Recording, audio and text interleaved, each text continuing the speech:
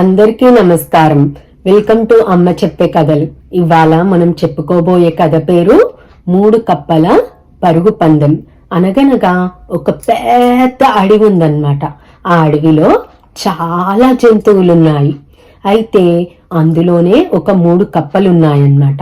ఆ 3 కప్పలు అనుకున్నాయి, మిత్రమా మనం పరుగు పందెం పెట్టుకుందామా అని అనుకున్నాయన్నమాట. సరే పెట్టుకుందాము అని అనుకొని ఆ 3 వెళ్ళి ఆ అడవిలో ఉన్న జంతువులన్నిటినీ పిలిచాయన్నమాట పరుగు పందెం చూడ్డానికి. మరుసటి రోజు పరుగు పందెం మొదలవుతుందన్నమాట.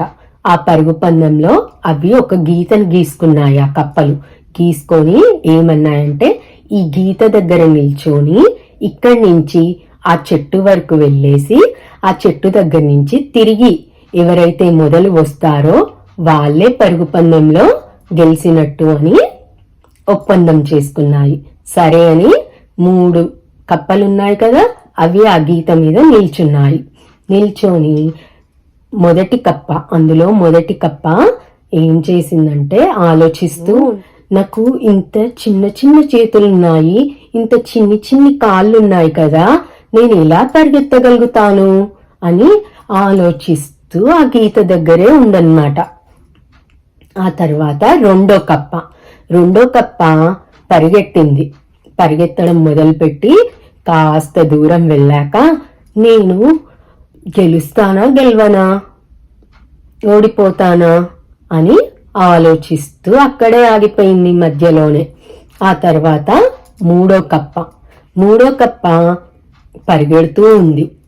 చుట్టుపక్కల ఉన్న జంతువులు ఏమని అంటున్నాయంటే, ఈ 3వ కప్ప ఓడిపోతుంది, దీని వల్ల కాదు పరిగెత్తడము అని గట్టిగా అరుస్తున్నాయి. మిగతా జంతువులు, అడవిలో ఉన్న జంతువులన్నీ అరుస్తుంటే కూడా ఈ 3వ కప్ప పరిగెత్తి ఆ చెట్టుని తాకి తిరిగి కూడా అందరికంటే, మిగతా 2 కప్పల కంటే ముందే వచ్చేసిందన్నమాట.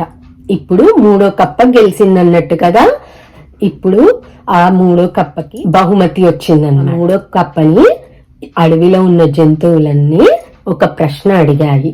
ఏమని అంటే, ఇక్కడ మేమంతా అరుస్తున్నాం కదా గట్టిగా, నువ్వు గెలవలేవు అని, అయినా నువ్వు ఎలా గెలిచావు అని ఆ 3వ కప్పని అడవిలో ఉన్న జంతువులన్నీ ప్రశ్న అడిగాయన్నమాట. అప్పుడు ఆ 3వ కప్ప ఇలా సమాధానం ఇచ్చింది.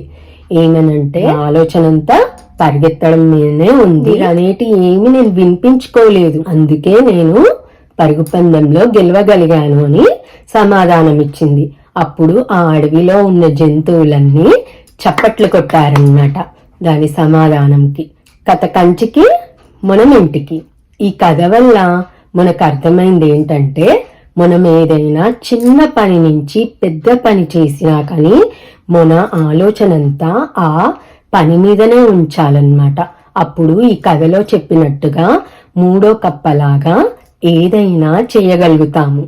మనం ఒక పని ప్రారంభించేటప్పుడు, అంటే మొదలు పెట్టేటప్పుడు చాలా మంది చాలా రకాలుగా మాట్లాడతారు. నువ్వు ఇది చెయ్యలేవు, నీ వల్ల అవుతుందా అని ఇలాంటివి చాలా అంటారు.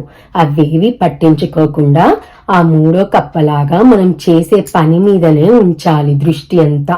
మన ఆలోచనంతా మనం చేసే పని మీదనే ఉంచితే మనం ఏదైనా సాధించగలుగుతాము.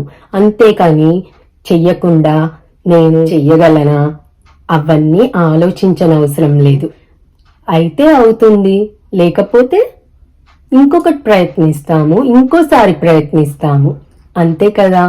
Please like, share and subscribe.